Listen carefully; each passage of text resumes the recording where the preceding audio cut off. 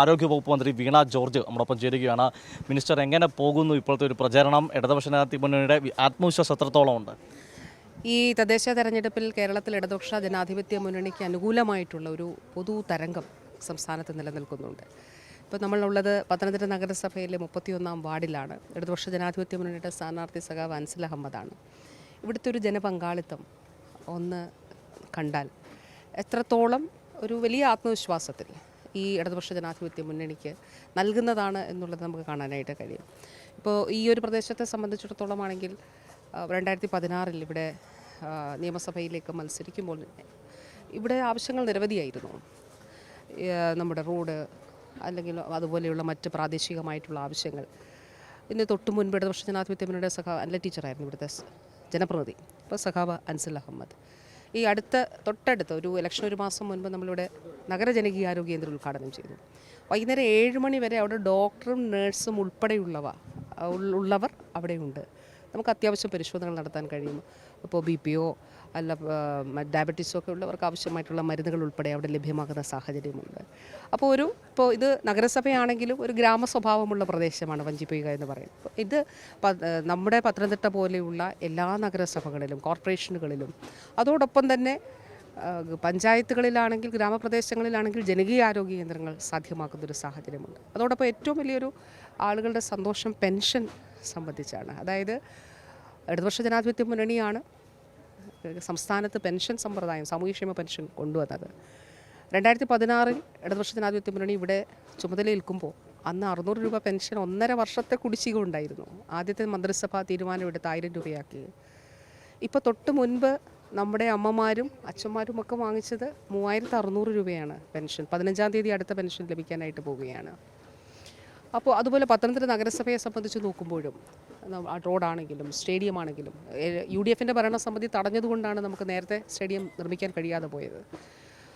ആശുപത്രിയാണെങ്കിലും ഇപ്പോൾ പത്തനംതിട്ട ജില്ലയെ സംബന്ധിച്ചിടത്തോളം മെഡിക്കൽ കോളേജ്, എത്ര നഴ്സിംഗ് കോളേജുകൾ പുതുതായിട്ട് പത്തനംതിട്ടയിൽ തന്നെ ഗവൺമെൻറ് നഴ്സിംഗ് കോളേജ്, കോന്നിയിൽ സിമെറ്റിൻ്റെ നഴ്സിംഗ് കോളേജ്, ആറന്മുളയിൽ നമുക്ക് കെയ്പ്പിൻ്റെ നഴ്സിംഗ് കോളേജ്, അങ്ങനെ പുതിയ നഴ്സിംഗ് കോളേജുകൾ, പുതിയ സംവിധാനങ്ങൾ, എല്ലാ ആശുപത്രികൾക്കും കെട്ടിടങ്ങളാണ് പത്തനംതിട്ട ജില്ലയെ സംബന്ധിച്ച്. അടൂര്, കോന്നി, പത്തനംതിട്ട, കോഴഞ്ചേരി, റാന്നി, തിരുവല്ല, മല്ലപ്പള്ളി എന്നുവേണ്ട മുഴുവൻ ആശുപത്രികളിലും കിഫ്ബിയുടെ കോടിക്കണക്കിന് രൂപയുടെ കെട്ടിടങ്ങളാണ്. അടിസ്ഥാന സൗകര്യ വികസനം താലൂക്ക് ആശുപത്രി പത്തനംതിട്ടയിലുള്ളൂ.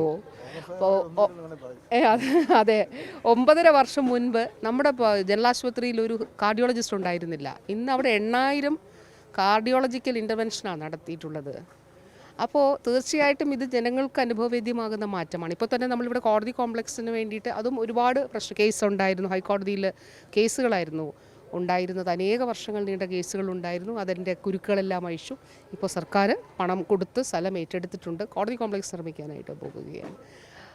ഇപ്പോൾ IT പാർക്ക് നമുക്കൊരു ഇവിടെ അനുവദിച്ചിട്ടുണ്ട് ബജറ്റിൽ. അതിൻ്റെ ഓർഡറായി അതിൻ്റെ മറ്റ് നടപടിക്രമങ്ങളിലേക്ക് നമ്മൾ കടന്നിട്ടുണ്ട്. അപ്പോൾ തീർച്ചയായിട്ടും അതുപോലെ ഞാൻ പറയുകയായിരുന്നു, ഒരു കാലത്ത് പത്തനംതിട്ട ജില്ലാ ആസ്ഥാനത്ത് നിന്ന് ഓഫീസുകൾ മറ്റിടങ്ങളിലേക്ക് പൊയ്ക്കൊണ്ടേയിരുന്നു. ഇന്ന് പുതിയ ഓഫീസുകൾ വരികയാണ്. എത്ര പോലീസ് സ്റ്റേഷനുകൾ, വനിതാ പോലീസ് സ്റ്റേഷൻ, സൈബർ സ്റ്റേഷനൊക്കെ പുതുതായിട്ട് വന്നു. പോലീസ് ട്രെയിനിങ് ഇൻസ്റ്റിറ്റ്യൂട്ട് വന്നു. നമുക്ക് ഇപ്പോൾ കോടതികളുമായി ബന്ധപ്പെട്ടാണെങ്കിൽ പോക്സോ കോടതി ഉൾപ്പെടെയുള്ള ഇവിടെ സാധ്യമായി. ഗവൺമെൻറ് നഴ്സിംഗ് കോളേജ് സാധ്യമായി. ഫുഡ് സേഫ്റ്റിയുടെ ലാബ് സാധ്യമായി. വനിതാ വികസന കോർപ്പറേഷൻ്റെ പുതിയ ഹോസ്റ്റൽ സാധ്യമായി. വനിതാ വികസന കോർപ്പറേഷൻ്റെ പുതിയ ഓഫീസ് സാധ്യമായി. GSTയുടെ ഓഫീസ് വന്നു. അങ്ങനെ എത്ര പുതിയ ഓഫീസുകൾ പത്തനംതിട്ട ജില്ലാ ആസ്ഥാനത്ത് നമുക്ക് ആരംഭിക്കാം. എത്ര റോഡുകൾ, അതെ, പുതിയ റോഡുകൾ. നമ്മളിവിടെ നിന്ന് ഇറങ്ങുന്ന റോഡെന്ന് വെച്ചാൽ വെട്ടിപ്പുറം മഹാണിമല നെല്ലിക്കാല റോഡാണ്. BM&BC ടാറിങ് ചെയ്ത ഗ്രാമീണ മേഖലയിലൂടെ കടന്നു പോകുന്ന റോഡാണ്. പക്ഷേ നല്ല ഒന്നാന്തരമായിട്ട് ഗതാഗത യോഗ്യമായിട്ടുണ്ട്. അപ്പോൾ തീർച്ചയായിട്ടും ജനങ്ങൾക്ക് അനുഭവവേദ്യമാകുന്ന മാറ്റം. അതുകൊണ്ടാണ് വിനയത്തോടു കൂടി ഇത് ജനങ്ങൾക്ക് വേണ്ടിയിട്ടുള്ള പ്രവർത്തനമാണ്. തീർച്ചയായിട്ടും അതുകൊണ്ട് തന്നെ ഇടതുപക്ഷ ജനാധിപത്യ മുന്നണിക്ക് അനുകൂലമായിട്ടുള്ളൊരു പൊതുസാഹചര്യം, ആ പൊതുസാഹചര്യം എന്ന് വെച്ചാൽ കൂടുതൽ പ്രവർത്തിക്കുന്നതിന് വേണ്ടിയിട്ടുള്ള ഉത്തരവാദിത്തമാണ്. അത് കൂടുതൽ വിനയാന്വിതരാക്കി കൂടുതൽ ശക്തമായി പ്രവർത്തിക്കുക എന്നുള്ളത് തന്നെയാണ് ആ നിലയിൽ തന്നെ തെരഞ്ഞെടുപ്പിൽ ശ്രദ്ധേയമായ ഒരു കാര്യമുണ്ട്. അതായത് കോവിഡ് സമയത്തൊക്കെ ജനങ്ങളുടെ ഒപ്പം നിന്ന് പ്രവർത്തിച്ച യുവജനങ്ങൾ, അതുപോലെ കുടുംബശ്രീ പ്രവർത്തകർ, അങ്ങനെയുള്ള ധാരാളം ആളുകൾ ഇടതുപക്ഷം സ്ഥാനാർത്ഥികളാകുമ്പോൾ അവരെ ജനപ്രതിനിധിയാക്കുന്ന വലിയൊരു സന്ദേശമല്ല, അതിനുള്ള മുന്നേറ്റം കൂടി ഇടതുപക്ഷം പോട്ടെ. അതിന് നല്ലൊരു ഉദാഹരണമാണ് നമ്മുടെ പ്രിയങ്കരനായ സ്ഥാനാർത്ഥി സഖാവ് അൻസൽ അഹമ്മദ്. അതായത് കോവിഡ് കാലത്ത് ഇപ്പോൾ നമ്മുടെ പ്രവർത്തകർ വീടുകളിൽ ചെല്ലുമ്പോൾ പറയും, ആ ചേട്ടൻ കോവിഡ് കാലത്ത് മൊബൈൽ ഫോണുകളില്ലാതെ ഞങ്ങൾക്ക് ഫോൺ കൊണ്ടു തന്നിരുന്നു. മൃതദേഹങ്ങൾ മറവ് ചെയ്യുന്നതിന് വേണ്ടിയിട്ട് അന്ന് ഡിവൈഎഫ്ഐയുടെ സഖാക്കൾ ഈ ഇവിടെ ഇറങ്ങി അതിൽ ഒരു ആദ്യം അങ്ങനെ ആയിരുന്നല്ലോ, എല്ലാവരും ഭയത്തോടുകൂടി മാറി നിൽക്കുന്നൊരു സാഹചര്യം ഉണ്ടായിരുന്നു. അപ്പോൾ അതിനു വേണ്ടിയിട്ടുള്ള പ്രവർത്തനങ്ങൾ നടത്തി. അപ്പോൾ വീടുകളിൽ ആളുകളെ സഹായിക്കുന്നതിന് വേണ്ടിയിട്ടുള്ള ഇടപെടൽ നടത്തി. അങ്ങനെ നമ്മൾ പറയില്ലേ, നമ്മൾ ഒരു കൈ ചെയ്യുന്നത് മറ്റേ കൈ അറിയാവുന്നില്ല, അതുപോലെ ഒരു സ്വാർത്ഥരഹിതമായിട്ട് പ്രവർത്തിച്ചു. അത് ഫോട്ടോ എടുത്ത് ഫേസ്ബുക്കിൽ ഇട്ടിട്ട് ഞാൻ ഇന്നത് ചെയ്തു എന്ന് പറഞ്ഞ് എന്തെങ്കിലും നേട്ടത്തിന് വേണ്ടിയിട്ടല്ല. പക്ഷെ അതാണ് ഏറ്റവും പ്രധാനപ്പെട്ട, അതാണ് അതിൻ്റെ നന്മ എന്ന് പറയാം. അങ്ങനെ നന്മയുള്ളൊരു ചെറുപ്പക്കാരനാണ് ഇടതുപക്ഷ ജനാധിപത്യ മുന്നണിയുടെ 31-ാം വാർഡിലെ സ്ഥാനാർത്ഥി. അതുകൊണ്ട് തന്നെ ജനങ്ങൾ ഏറ്റെടുത്ത സ്ഥാനാർത്ഥിയാണ്, നല്ല ഭൂരിപക്ഷത്തിൽ വിജയിക്കും. അതിന് വേണ്ടിയിട്ടുള്ള അതാണ് എത്രയും ഇപ്പോൾ മഴയിടയ്ക്ക് ചാറി, പക്ഷെ അതിനൊക്കെ അവഗണിച്ചാണ് നമ്മുടെ ഇത്രയും പ്രായം അല്ലേ അതാണ് ആ പ്രായം.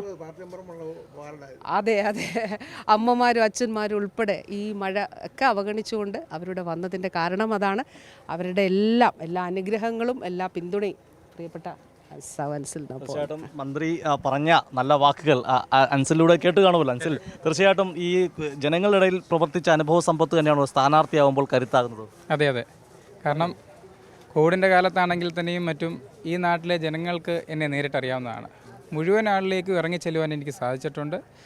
ഈ തെരഞ്ഞെടുപ്പിന് ശേഷമാണെങ്കിൽ തന്നെയും ആളുകളുടെയൊക്കെ പ്രശ്നങ്ങൾ ശാശ്വതമായി പരിഹരിക്കുന്നതിന് വേണ്ടിയുള്ള ഇടപെടൽ നടത്തുമെന്നാണ് അതുമായി ബന്ധപ്പെട്ട് സൂചിപ്പിക്കാനുള്ളത്. എന്നാലും കോവിഡ് കാലത്ത് ജനങ്ങളുടെ ഒപ്പം നിന്ന പോലെ തന്നെ തുടർന്നും ജനങ്ങളുടെ ഒപ്പം നിൽക്കാൻ സാധിക്കട്ടെ എന്ന് ആശംസിക്കുന്നു. ക്യാമറമാൻ അഖിലേഷ് കൊടുമണ്ടൊപ്പം സുജിറ്റി ബാബു, കേരള ന്യൂസ്, പത്തനംതിട്ട.